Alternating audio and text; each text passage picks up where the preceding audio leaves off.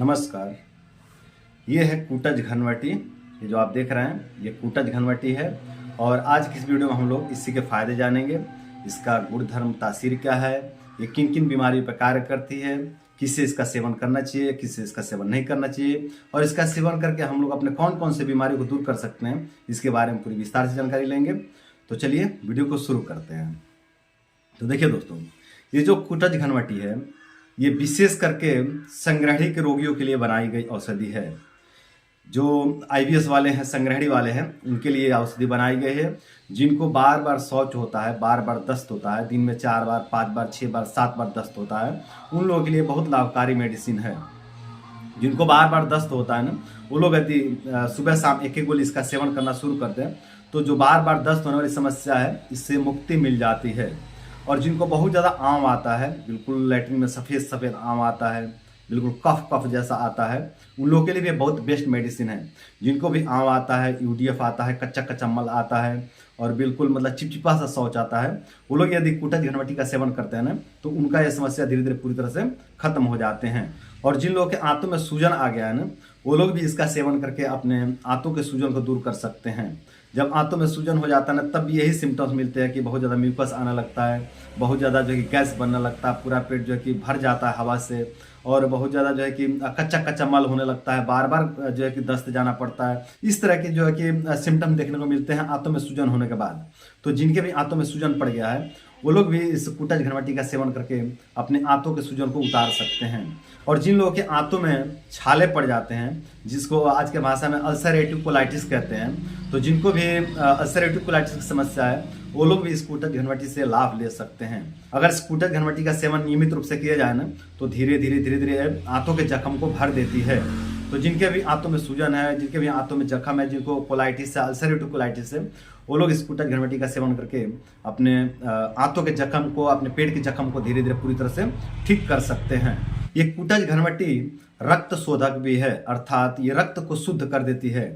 तो जिन संग्रहणी के रोगियों को खाज खुजली की भी समस्या रहती है ना, जिनको बार बार खारिज होता रहता है, बार बार चकत्ते निकलते रहते हैं शरीर में, साथ ही पेट भी खराब है ना, तो जिनको भी इस तरह की समस्या कि पेट खराब है पहले से, फिर बाद में जो खुजली हो रही है, खून भी खराब हो गया है, शरीर में जो है कि दाग धब्बे निकल रहे हैं, चकत्ते निकल रहे हैं, बहुत ज़्यादा पिंपल्स आ रहे हैं, वो लोग यदि कूटज घनवटी का सेवन करते हैं ना तो उनका पेट तो ठीक होगा ही होगा, साथ ही जो पिंपल्स की समस्या है, जो खाज खुजली की समस्या है, जो बार बार शरीर में दाद खाज खुजली हो जाते हैं, इन समस्याओं से भी उनको मुक्ति मिल जाएगा। ये कूटज घनवटी और रुचि वाले समस्या को भी दूर कर देती है। मतलब जिन लोगों को स्वाद नहीं मिलता है ना खाने का, वो लोग यदि इसका सेवन करें तो उनके खाने में स्वाद बढ़ जाता है, खाने का टेस्ट मिलने लगता है। अब बहुत से संग्रहणी के रोगियों के साथ में समस्या रहती है कि उनका एक तो पहले से पेट खराब हुआ ही पड़ा है, पहले से म्यूकस आ रहा है, आम आ रहा है, और खाना भी उनको अच्छा नहीं लगता है और रुचि हो जाता है ना। तो जिनको भी इस तरह की समस्या रहती है वो लोग यदि कूटज घनवटी का सेवन करते हैं ना तो उनका खाने में रुचि बढ़ जाता है, टेस्ट बढ़ जाता है खाने का। ये खुद तो टेस्टी नहीं है, जो कूटज घनवटी है ये कड़वी स्वाद की औषधि है ना, तो खुद तो कड़वी है, लेकिन इसके सेवन कर लेने से ना खाने का टेस्ट बढ़ जाता है, खाने का स्वाद बढ़ जाता है, खाने में रुचि आ जाता है। तो इसका सेवन करके अपने अरुचि वाले समस्या को भी दूर कर सकते हैं। तो ये थे कूटज घनवटी के फायदे। अगर गुण की बात करें तो ये गुण में लघु है, रुक्ष है और ग्राही है। लघु मतलब ये पचने में बहुत हल्की है, और रुक्ष मतलब ये ड्राई नेचर की है, मतलब पेट में जाकर के रुक्षता पैदा करती है, ड्राइनेस पैदा करती है। और ग्राही का मतलब ये मल को बांधने के काम करती है। तो जिनको भी बार बार दस्त आता है, जिनको फटा फटा मल आता है, जिनको गीला गीला मल आता है, जिनको चिपचिपा मल आता है, जिनके मल में बहुत ज़्यादा म्यूकस आता है, उन लोगों के लिए बहुत बेस्ट मेडिसिन है ग्राही होने के कारण। अगर दोस्तों की बात करें तो ये कफनाशक, पित्तनाशक और थोड़ी सी वातवर्धक है। और वातवर्धक नाम सुन करके बहुत लोग सोच पड़ जाएंगे, अरे बाप रे तो वात को बढ़ाएगी।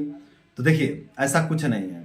जब भी डायरिया वाली समस्या होती है, म्यूकस वाली समस्या होती है, या फिर कच्चा कच्चा मल वाली समस्या होती है, या फिर बार बार लैट्रिन वाली समस्या होती है ना, तो वहाँ पे थोड़ा सा जो है कि पेट में वायु को बढ़ाना पड़ता है, थोड़ी सी हवा को बढ़ाना पड़ता है, वहाँ पे रुक्षता बढ़ाना पड़ता है ना, तभी तो मल रुकेगा। अगर रुक्षता नहीं बढ़ेगा तो मल नहीं रुकेगा, है ना। तो थोड़े से पेट में ड्राइनेस को बढ़ाना पड़ता है, रुक्षता को बढ़ाना पड़ता है, और जब थोड़ी सी रुक्षता बढ़ती है तो वहाँ थोड़ा सा वात बढ़ जाता है, उससे कोई घबराने वाली बात नहीं है। इस जो बात थोड़ा सा बढ़ रहा है ना, इससे घबराने वाली कोई बात नहीं है, तो चिंता करने की कोई जरूरत नहीं है। ये जा करके आपके पेट में एक प्रकार का ड्राइनेस पैदा करती है, रुक्षता पैदा करती है, आपके आंतों में सूखापन पैदा करती है, जिससे जो आपका बार बार मल हो रहा है, जो बार बार आपको दस्त जाना पड़ता है, जो फटा फटा मल हो रहा है, जो गीला गीला चिपचिपा शौच हो रहा है, और जो शौच में म्यूकस आ रहा है, उससे मुक्ति मिल जाता है इस ड्राइनेस से, है ना। तो जो है कि इस गीलेपन बढ़े, उधर में जो गीलापन बढ़ा हुआ है ना, पेट में जो गीलापन बढ़ा हुआ है, उसको सुखाने के लिए जो है कि इस वातवर्धक दवाई का प्रयोग करना पड़ता है।